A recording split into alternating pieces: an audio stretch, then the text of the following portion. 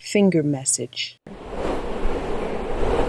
It was several years ago, maybe around 2017 or 2018, on I believe the 6th train uptown. And it was during rush hour, so a lot of people were on. I get on and I accidentally shuffle into this guy's foot, and he must have been tall because his legs and feet were huge, and so they took up a lot of space. And he wasn't trying to take up less space, which would have been nice because people standing had no room. Anyways, if it's crowded enough, I can get away with not holding the poles and be supported by a lot of people around me. I hate holding the rails because of all the germs. But if I have to, I use my middle finger to hold on because it's the longest finger and it can wrap around the pole the most.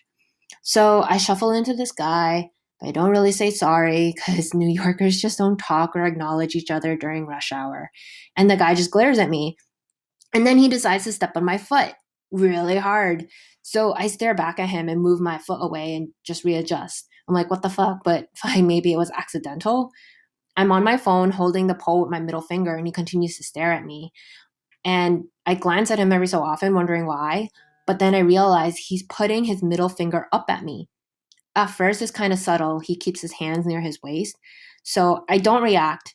And he decides to raise it up higher and higher until his middle finger is close to his face. I know the girl standing next to me is kind of like, what is wrong with this crazy guy? And I'm like, what the hell?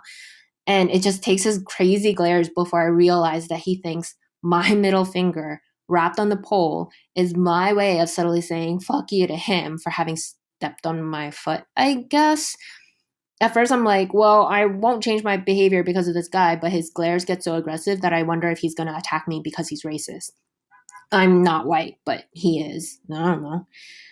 Anyways, I believe I switched to my pointer finger at some point to hold the rail, but eventually I just got off at my stop.